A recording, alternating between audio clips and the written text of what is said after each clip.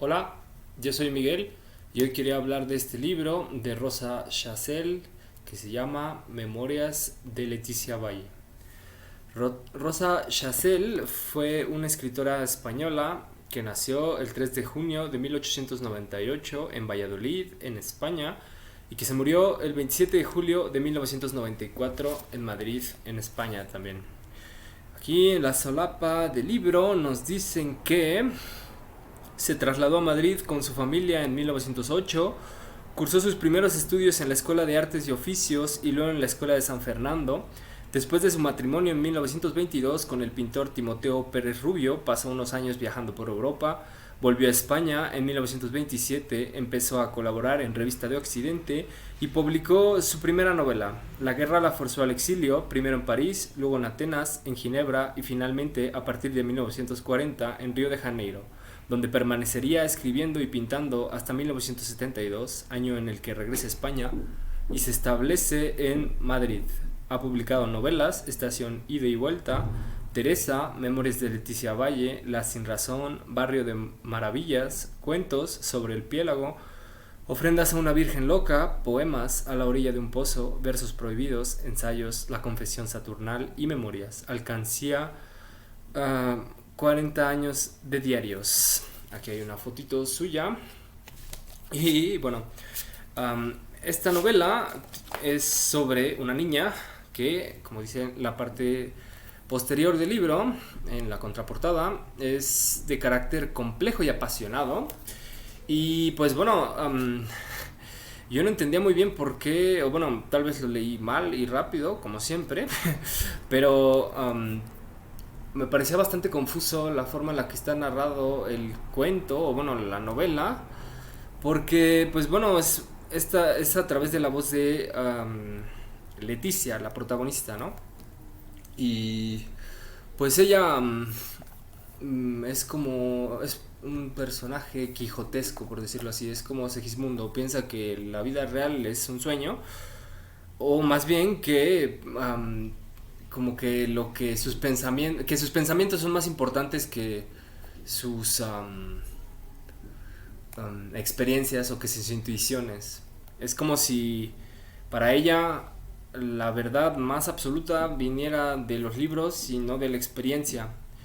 Y eso me parece que es como la cortina de baño. Bueno, yo siempre pienso en la cortina de baño porque pues cubre nuestras miserias, ¿no? Y, o sea, digamos, psicoanalíticamente eso sería como lo que Lacan llamaba em, el, es lo real, lo imaginario y no lo simbólico, sino, o sea, bueno, el libro sería simbólico, pero dentro de, como digamos, la diégesis de la novela, el hecho de que la niña como que asimile su realidad a través de las lecturas sería lo que Lacan considera como lo imaginario. Y bueno, o sea, lo digo así porque pues al principio como que se nos insinúa que pues ella es huérfana de madre, ¿no? Y que su padre pues es un personaje más o menos dudoso, pues sí, que básicamente no se hace cargo de ella. Y o sea, cuando uno lee la novela entiende por qué es esa, o de dónde viene esa forma de narrar tan pues sublimada, o no, ni siquiera sublimada, sino como, pues sí, imaginaria, como la de una niña. O sea, y no solo es porque sea una niña, sino que digamos que es como un mecanismo de defensa. Y dentro de dicho universo imaginario están básicamente dos personajes principales que pues tienen que ver igual con pues su educación estética, digámoslo así, porque pues son don Daniel, que es el que le enseña pues vamos, es su profesor como de escuela, y doña Luisa, que al principio y luego se nos recuerda también que así comenzó su relación con ella, le quiere enseñar solfeo, pero termina como pues siendo más como su confidente, y también bueno es ella quien como que le muestra um, no solo la literatura, sino como su potencial en tanto que poeta y artista. Y bueno, digamos que esta novela es como un coming of age, es decir, como que, pues sí, es como Mujercitas casi, o sea, se ve como, pues al correr de las páginas también, pues pasan los años y la niña, pues va enfrentándose a esas situaciones que, pues siendo, digamos, huraña o, pues, no como las demás niñas, por lo menos, pues le cuestan trabajo y de hecho ella piensa que ser niña es parte como de lo que ella aprende con sus dos maestros. Es decir, que en la escuela te enseñan eso, es decir, a convertirte en niña. Y sí, pero bueno, vamos, no es como si fuera una materia o como si fuera a haber examen. Y digamos que el hechizo de la literatura se rompe cuando ella recita unos versos, o sea, cuando por un lado encuentra como su vocación, pero también, o sea, ve cómo um, esa vocación es peligrosa en la medida en la que oculta o encubre lo real de la realidad. O sea, de esa realidad imaginaria que le permitía como afrontar, pues, lo abyecto, lo difícil de, pues, su circunstancia tan particular de ser huérfana y de tener un padre irresponsable. Y es curioso porque, bueno, es como una figura tutelar la que le sirve para, digamos, llevar a una cúspide o, digamos, a un punto bastante álgido esa vocación que apenas está en ciernes, que es la suya como, pues, poeta y escritora.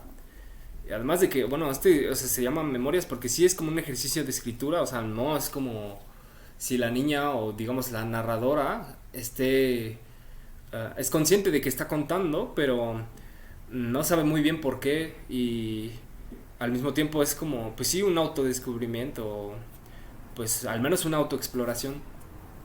Y esa figura titular que es el poeta cuyos versos ella recita frente a su pueblo y cuando pues recibe cierto reconocimiento por parte de esa gente que siempre la consideró como una niña rara, es ni más ni menos que José Zorrilla, que también es un poeta, escritor de Valladolid, como Rosa Chazelle, aunque bueno, o sea, del siglo XIX y no del XX. Y después, pues bueno, como que ya la novela va de suyo, o sea, todo cae como por su propio peso. Hay otras figuras que igual como que sí es como una Bildungsroman, es decir, como, pues sí, novela de formación de esa niña. Y otra de las figuras que le ayuda como a sobrellevar esa realidad que pues no es para nada evidente ni sencilla es su prima Adriana, con quien pues más o menos va intuyendo o experimentando eso que significa pues convertirse en mujer.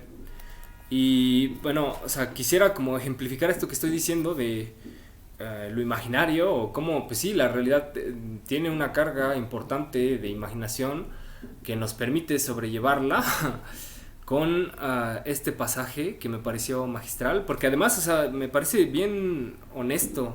O sea, a mí, bueno, no solo porque yo me reconozca, sino creo que um, todos aquellos a quienes nos gusta leer, como que es al revés, o sea, como que no es como que la vida sea más importante que los libros. Hay momentos en que los libros sí son más importantes que la vida, yo creo. O sea, y hasta pues nos molestamos porque nos invaden como los otros afectos y nos toman demasiado tiempo, demasiado esfuerzo que bien podríamos utilizar en seguir leyendo. Pero en fin, lo que dice es lo siguiente. Yo creo poder a veces entrar en el alma de los otros, unirme, identificarme con ellos. Lo único que atestiguaría que no es pura imaginación sería que los otros lo percibiesen de alguna forma. No lo demuestran, por tanto, es lógico pensar que no lo perciben. Pero también podría suceder que cuando yo estoy creyendo ejercer mi voluntad, no esté haciendo más que obedecer a una llamada y que los otros se queden igualmente sin saber si obtuvieron respuesta. porque nadie es capaz de confesar secretos de ese género. Solo los santos, los espíritus que han consumido toda su vida en la contemplación, están seguros de ser correspondidos, y acaso este no saber, esta resistencia a la confesión entre los seres humanos, indica que jugar con esas cosas es un grave pecado. Es tan grave que ni siquiera en la confesión de la iglesia se deja desvelar. Yo he hecho 1000 veces el propósito de confesar largamente todas estas aventuras de mi alma, pero lo he hecho a altas horas de la noche, cuando me sentía realmente zozobrar en la angustia. Por la mañana o no recordaba nada o recordaba algo tan frío, tan intrascendente, que el confesor me decía, va, no le des importancia a esas fantasías. ¿Por qué las confieso ahora? ¿Por qué es más de la una? Porque me levanto a veces de la mesa, me acerco a la ventana y miro a través del doble vidrio la noche que parece helada. Ojeo lo que llevo escrito y veo que es una cosa insípida y monótona. Busco, rebusco en el fondo de la angustia que me va invadiendo y encuentro esto y lo escribo, porque lo que me pasa es que tengo miedo de seguir adelante. Aún puedo decir algo más de aquellos acontecimientos secretos y dudosos, aún puedo recordar infinitos detalles antes de pasar a otra cosa. Ya he dicho que no había indicios que delatasen mis entretenimientos, no los había materiales, pero de un modo automático e irremediable se repetía el fenómeno de siempre. Yo estudiaba, centuplicaba mi esfuerzo y con buen resultado, pues bien, en vez de permanecer concentrada o absorbida por el estudio, mi habitual multitud de ideas laterales me zumbaba alrededor, y entre ellas preponderantes las que partían de las experiencias recién adquiridas, las que se habían concretado, iluminadas por las emociones que aún quedaban próximas. ¿Hasta dónde alcanzaba el poder envolvente de esas ideas? ¿Llegaban a transmitirse produciendo repercusiones de su misma índole, o es que por azar coincidían con otras que, sin ser iguales, concordaban con ellas? Y bueno, más adelante ahorita recordé que hay un momento en el que ella, Leticia, llama a la gracia fuerza bruta, y eso evidentemente me recordó al buenazo de Spinoza y al conatus. O sea, es como si, pues a final de cuentas, lo más alto que podamos volar en realidad es lo más intenso que podemos vivir. Pero bueno, es un libro muy muy bueno y lo recomiendo bastante. Así que pues bueno, si les gustó este video pueden darle like, igual pueden suscribirse a mi canal, también pueden dejarme comentarios, también pueden compartir mis videos, igual estoy en Instagram. Nos vemos pronto.